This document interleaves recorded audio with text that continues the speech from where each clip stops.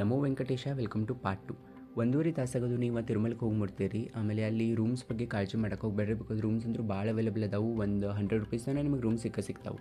ನಿಮಗೆ ರೂಮ್ಸ್ ಬೇಡಪ್ಪ ಅಂದ್ರೆ ಅಲ್ಲಿ ಪಬ್ಲಿಕ್ ಲಾಕರ್ಸ್ ಕೂಡ ಅವೈಲೇಬಲ್ ಅದಾವೆ. ನೀವು ಅಲ್ಲಿ ನಿಮ್ಮ ಸಾಮಾನು ಬ್ಯಾಗ್ಸ್ ಅದೆಲ್ಲ ಇಟ್ಕೊಂಡು ದರ್ಶನ ತೊಗೋಬೋದು.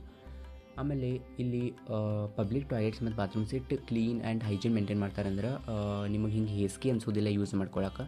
ಸೊ ಅಷ್ಟು ಡಿಸಿಪ್ಲಿನ್ ಇಲ್ಲಿ ಮೇಂಟೈನ್ ಮಾಡ್ತಾರೆ. ಆಮೇಲೆ ಅಲ್ಲಿ ವರಾಹ ಸ್ವಾಮಿ ಟೆಂಪಲ್ ಬಾಜುಕನ ಒಂದು ಹೊಂಡ ಐತಿ, ಅದು ಪುಷ್ಕರ್ಣಿ ಹೊಂಡ. ನೀವು ಅಲ್ಲಿ ಸ್ನಾನ ಮಾಡ್ಕೊಂಡು ಫಸ್ಟ್ ನೀವು ವರಾಹ ಸ್ವಾಮಿ ಟೆಂಪಲ್ ದರ್ಶನ ತೊಗೋಬೇಕಾಗ್ತೈತಿ. ಅದಾದ್ಮೇಲೆ ನೀವು ತಿರುಪತಿ ಬಾಲಾಜಿ ದರ್ಶನಕ್ಕೆ ಕ್ಯೂ ಹಚ್ಚಬೇಕಾಗ್ತೈತಿ. ಆಮೇಲೆ ಇಲ್ಲಿ ನಮಗೆ ಆಲ್ಮೋಸ್ಟ್ 18 hours ಆದ ಕೂಡಲೇ ನಿಮಗೆ ದರ್ಶನ ಸಿಗ್ತಾ ಆ್ಯಕ್ಚುಲಿ. ಆಮೇಲೆ ಒಳಗೆ ಭಾಳ 4-5 ಸಲ ಚೆಕ್ ಮಾಡ್ತಾರೆ. ಆಮೇಲೆ ಒಳಗೆ ಒಟ್ಟು ಫೋನ್ ಅಂತೂ ಅಲೋ ಮಾಡೋದೇ ಇಲ್ಲ. ಆಮೇಲೆ ಅದಾದ ಕೂಡಲೇ ಇಲ್ಲಿ ಡೈಲಿ ಆ್ಯಕ್ಟಿವಿಟೀಸ್ ನಡೀತಿರ್ತಾವೆ. ಅಂದ್ರೆ ಹಿಂಗೆ ಪ್ರೋಗ್ರಾಮ್ಸ್ ಏನೇನು ಪೂಜಾ ಇದು ನಡೀತಿರ್ತಾವೆ ಇಲ್ಲಿ. ಸೊ ನೀವೇನಾದರೂ ಹೋಗೋ ಪ್ಲ್ಯಾನ್ ಮಾಡಕತ್ತಿದ್ರೆ ಒಂದು 5 days ಇಲ್ಲ 1 week ಪ್ಲ್ಯಾನ್ ಮಾಡ್ಕೊಂಡೇ ಹೋಗ್ರಿ.